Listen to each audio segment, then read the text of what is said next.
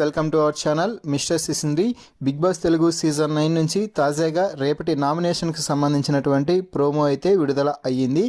ఆ ప్రోమోని ఒకసారి చూసినట్లయితే బిగ్ బాస్ 11వ వారం నామినేషన్లో భాగంగా పాట్ బ్రేక్ టాస్క్ అయితే ఇవ్వడం జరిగింది.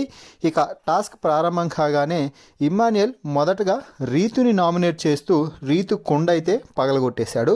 ఆ తర్వాత రీజన్గా మాట్లాడుతూ రీతుకి కాన్ఫిడెన్స్ లెవెల్స్ కొంచెం తగ్గుతున్నట్టుగా ఉంటున్నాయి అంటూ ఇమ్మాన్యుయల్ చెప్తే, మరి నీకు అంత కాన్ఫిడెన్స్ ఉంటే బొమ్మల టాస్క్లో నీ బొమ్మని మీ మమ్మీకి ఇవ్వచ్చు కదా అంటూ రీతు అయితే కౌంటర్ అయితే వేస్తుంది.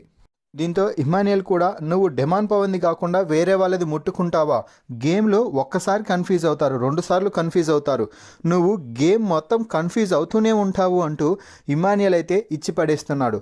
ఇక ఆ తర్వాత ఇమ్మాన్యుయల్ భరణిని నామినేట్ చేయడంతో భరణి ఒక్కటే క్వశ్చన్ సూటిగా అడిగేశాడు.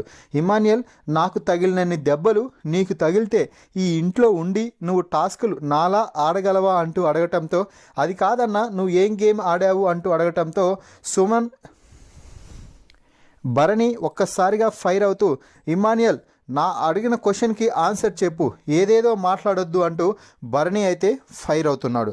ఇక ఆ తర్వాత బిగ్ బాస్ తెలుగు సీజన్ 9లోనే మనం చూడలేము అనుకున్న ఒక సీన్ అయితే రీక్రియేట్ అయ్యింది అని చెప్పాలి.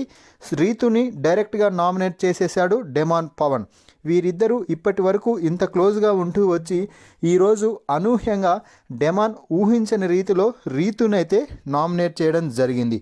ఆ తర్వాత రీతుతో మాట్లాడుతూ, నువ్వు గట్టిగా అరవడం వల్ల నా తప్పు లేకపోయినా కూడా నాదే తప్పు అన్నట్టుగా పోర్ట్రేట్ అవుతుంది అని నాకు బాగా అర్థమైంది రీతు. ఫైర్ స్టార్మ్ వచ్చిన తర్వాత ప్రతి ఒక్కరు కూడా తనతో జాగ్రత్త అని అన్నారు.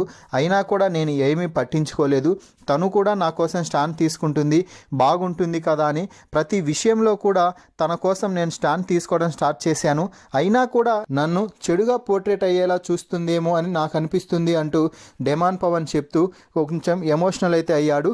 నాకు అనిపించకపోయినా కూడా నీ వల్ల నా గేమ్కి ఎఫెక్ట్ పడుతుంది అని అనిపించింది కాబట్టి ఇప్పుడు నేను నిన్ను నామినేట్ చేస్తున్నాను అంటూ డెమాన్ పవన్ స్ట్రైట్గా చెప్పేయడంతో రీతు అయితే కన్నీటి పర్యంతమైంది.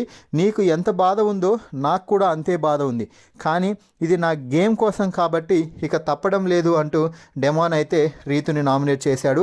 ఇక నామినేషన్స్ ముగిసిన తర్వాత రీతు వద్దకు వెళ్ళిన డెమాన్తో రీతు గట్టిగా ఏడుస్తూ, నువ్వు నన్ను మాట్లాడొద్దు డెమాన్, నాతో అస్సలు మాట్లాడొద్దు, నాకు అస్సలు ఇష్టం లేదు అంటూ గట్టిగా అరవటంతో, నాకు కూడా ఏమి ఇష్టం లేదు, నేనేం మాట్లాడలేను లేదులే, నువ్వు వెళ్ళిపో అంటూ డెమాన్ కూడా గట్టిగా అరుస్తున్నాడు.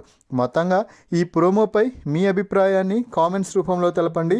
మరిన్ని బిగ్ బాస్ లైవ్ అప్డేట్స్ కోసం మన ఛానల్ని చూస్తూ ఉండండి. Please subscribe our YouTube channel mister సిసింద్రి.